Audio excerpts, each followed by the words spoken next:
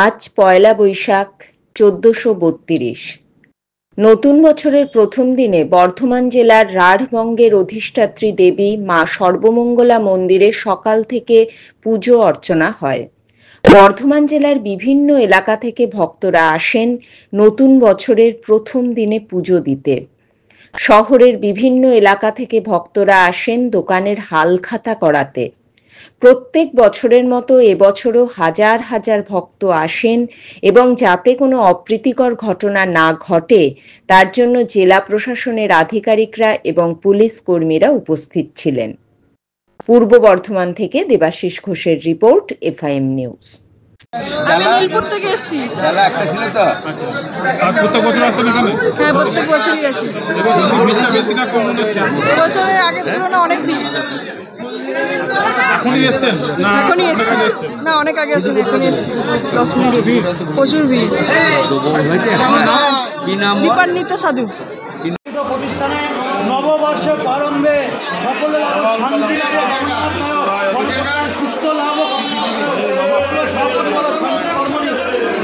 মঙ্গলাং শোভনাং সুন্দর নিষ্কলাং পরমাং কলাং পূজা পূর্বক এই নববর্ষের প্রাকালে মায়ের কাছে এটাই আবেদন, কতজন যারা আছেন কর্মকর্তা থেকে শুরু করে কর্মচারী সবার যেন দিন গোটা বছর ভালো যায়, যেন সুস্থভাবে থাকতে পারে এবং এইভাবেই লড়াই করে যেন সাংবাদিকতার কাজ করে যেতে পারে।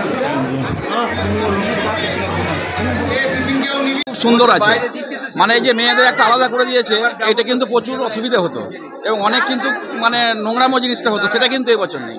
যাক, খুব ভালো লাগছে এবছর। সবাই সর্বমঙ্গলা মন্দিরে আসুক, পুজো দিক এবং সবাই ঠিক থাকুক, সারা বছর ঠিক থাকুক। শুভ নববর্ষ। পুলিশদের কোনো লাইন নেই এবং সেটা আমাদের কাছে খুবই সুখকর যে আমাদেরকে অত বড় লাইনে দাঁড়াতে হয়নি এবং আমরা সুষ্ঠুভাবে পুজো দিচ্ছি, এটাই চাই। আমার নাম প্রণব কুমার সাধু। নীলপুর, নীলপুর। হ্যাঁ, পুজো দিতে এসছি। হ্যাঁ, দারুণ, বিশাল ভিড়। মোটামুটি ভালোই আছে। হ্যাঁ হ্যাঁ হ্যাঁ। অপর্ণা দাস। দেখুন, আমরা সাধারণত বাঙালিরা এই বাংলা নববর্ষটাকেই আমাদের বছরের প্রথম শুভ দিন হিসেবে পালন করি এবং আমাদের বছর শুরু হয়, আমাদের জীবন জীবিকা সমস্ত কিছু শুরু হয় এই বাঙালি বর্ষ ধরে।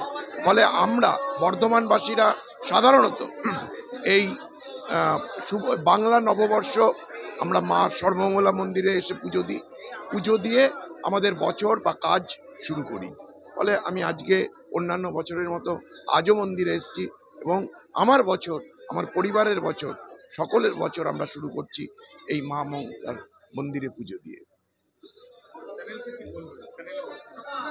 দেখুন, আমি বলবো যে এই এখন যা পরিস্থিতি আমাদের বাংলার বা দেশের, সেই জায়গায় দাঁড়িয়ে সবার শুভবুদ্ধি উদয় হোক, সবাই খুব ভালো থাকুক এবং যাতে কোনো অশান্তি না থাকে, কোনো ধর্মের ভেদাভেদ না থাকে, সেইভাবে যেন আমাদের বাংলা আরও কৌলিন্য বোধ করে, সেই দিকে যেন সবাই নজর রাখে।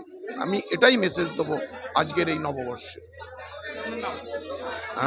আমার নাম কমল দত্ত, আমি বর্ধমান কোর্টে প্র্যাকটিস করি।